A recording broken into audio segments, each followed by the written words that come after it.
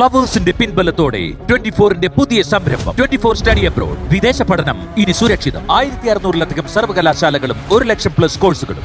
UG, PG, diploma, MRS വരെ ലോകമെമ്പാടുമുള്ള സാധ്യതകൾ. കൗൺസിലിംഗ് മുതൽ വിസ വരെ. ഫോറക്സ്, ലോൺ, ട്രാവൽ, അക്കോമഡേഷൻ എല്ലാം ഒറ്റ ടെച്ചിൽ. www.24studyabroad.com. കുടുംബങ്ങളോടൊപ്പമുള്ള ആത്മബന്ധം. ഫ്ലവേഴ്സ് ആൻഡ് 24 വിശ്വാസത്തിന്റെ ഉറപ്പ്. 24 സ്റ്റഡി അബ്രോഡ്. വിദേശ പഠനം ഇനി സുരക്ഷിതം. വിദേശ പഠനം ആഗ്രഹിക്കുന്നവർ ഉടൻ വിളിക്കൂ 9001 800 800120.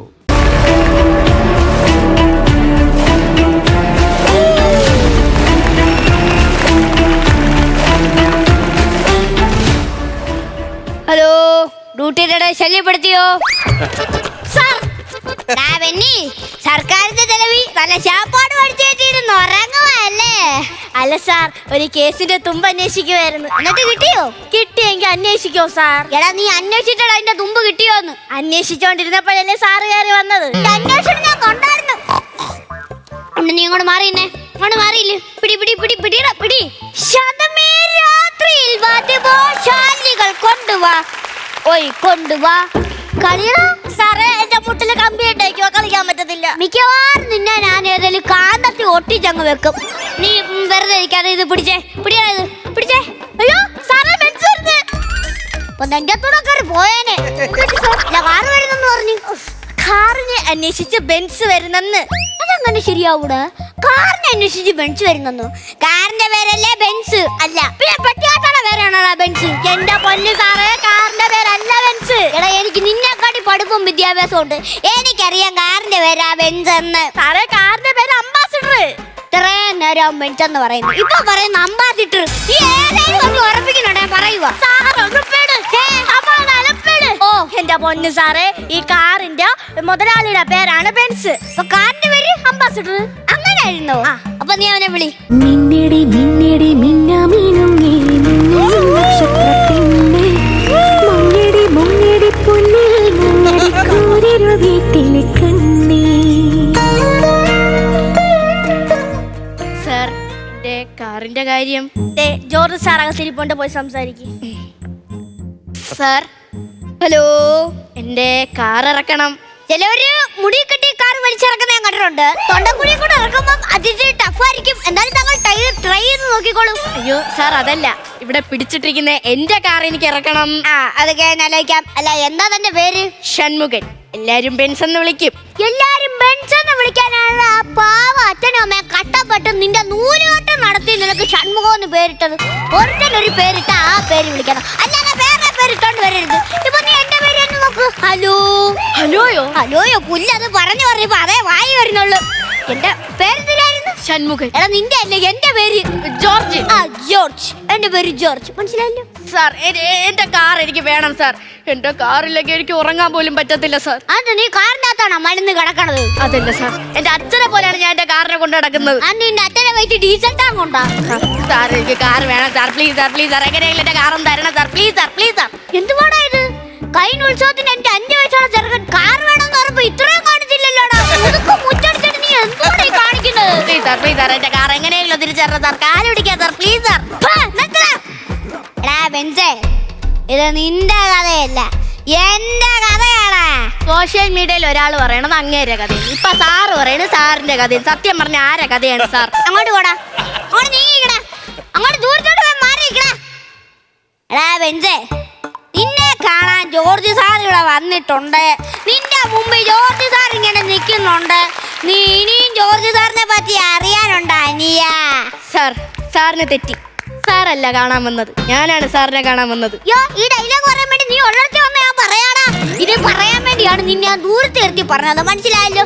ഇനി അതിന്റെ വാലയിലെങ്ങാനും തൂങ്ങി വന്നാല നീ ഇറങ്ങി പോവുന്ന കാറും തരാൻ പറ്റത്തില്ല. സാർ പ്ലീസ് സാർ, എന്റെ കാർ എങ്ങനെയെങ്കിലും എനിക്കൊന്ന് തിരിച്ചു തരണം. തരാൻ പറ്റത്തില്ല, നീ പോടാ.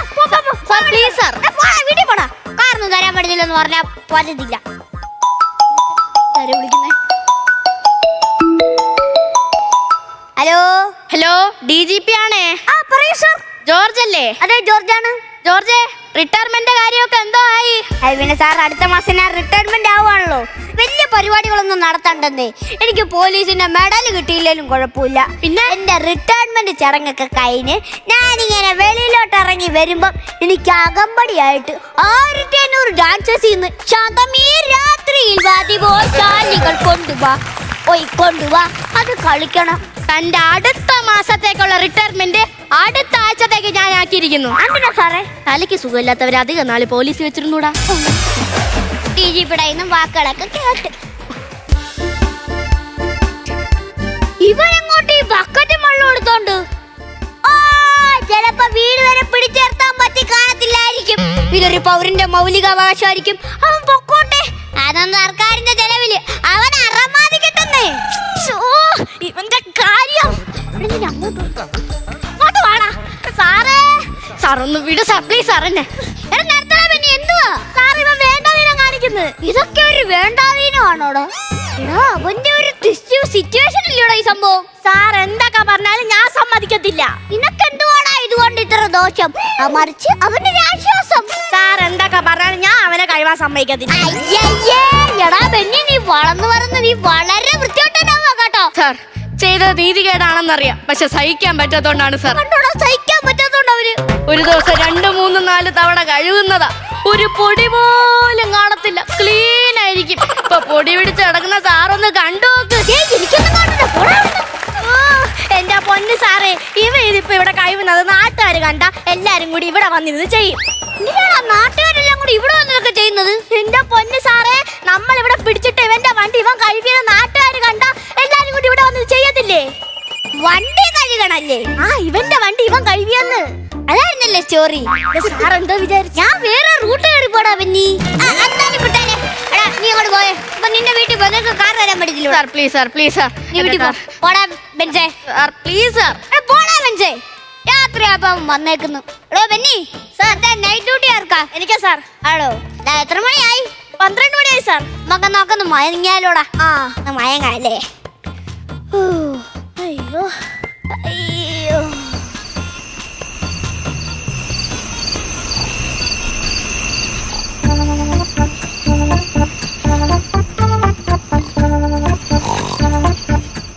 സാർ, എന്റെ കാർ. ദൈവമേ, ഇവനിതുവരെ ഇവിടുന്ന് പോയില്ലടാ. സാർ പ്ലീസ് സാർ, എങ്ങനെയെങ്കിലും പാതിരാത്രി അവൻ കാറ് മേടിക്കാൻ വന്നേക്കുന്നു. ബെന്നി, താൻ എങ്ങനെയല്ലോ അവന്റെ കാറിന്റെ താക്കോലെടുത്താൻ കൊടുക്ക്. സാറേ, താക്കോലും കൊടുക്കാൻ പറ്റത്തില്ല, വണ്ടിയും കൊടുക്കാൻ പറ്റത്തില്ല. അതെടാ, നമ്മളെ പോലീസുകാർ താക്കോലുണ്ടേ കളഞ്ഞെന്ന്. അവന്റെ വണ്ടിയുടെ. അവനോട് നീ ഇത് പറഞ്ഞില്ലടാ ബെന്നി? സാറേ, താക്കോല് കളഞ്ഞെന്ന് അവന്റെ അടുത്ത് പോയി പറഞ്ഞ അവൻ നമുക്കെതിരെ കേസ് കൊടുക്കും, നമ്മള് കുടുങ്ങും. അപ്പൊ അങ്ങനെ അല്ലേ? ഞാൻ അവനോടൊന്ന് പറഞ്ഞ് സമ്മതിക്കാൻ ഞാൻ നോക്കട്ടെ പറയാൻ. എടാ ബെഞ്ചേ, സാർ നിന്റെ വണ്ടിക്ക് ഡ്യൂപ്ലിക്കേറ്റ് കീ ഉണ്ടോ? ഉണ്ട് സാർ. ഉണ്ടല്ലോ. ഞാനൊരു കാര്യം പറയട്ടെ, നിന്റെ വണ്ടിയുടെ താക്കോല് ഞങ്ങളുടെ കയ്യിൽ നിന്ന് കളഞ്ഞു പോയി. ദൈവമേ, ഇതിന്റെ ഉത്തരവാദി നിങ്ങളാണ്. ഞാനിത് പോലീസിൽ പരാതിപ്പെടും. നീ കംപ്ലൈന്റ് ഒന്നും ചെയ്യണ്ടല്ലോടാ. എടാ പിന്നെ നീ അല്ലേ പറഞ്ഞ ഡ്യൂപ്ലിക്കേറ്റ് താക്കോലുണ്ടെന്ന്? അപ്പൊ അത് വെച്ച് എനിക്ക് ഓടിച്ചൂടെ? അതല്ലേ നിങ്ങൾ കൊണ്ട് കളഞ്ഞത്.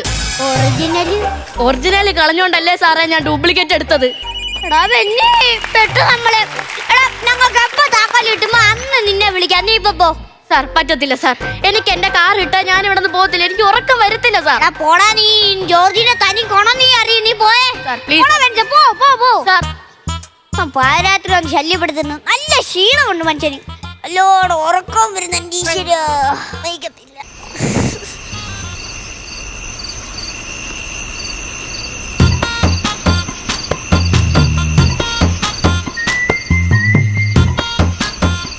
സാർ, എന്റെ കാർ.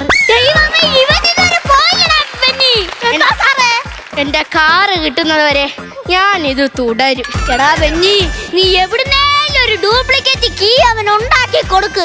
അല്ല ഈ ജീവിതകാലം മൊത്തം നമുക്ക് ഉറക്കമില്ലടാ ബെന്നി.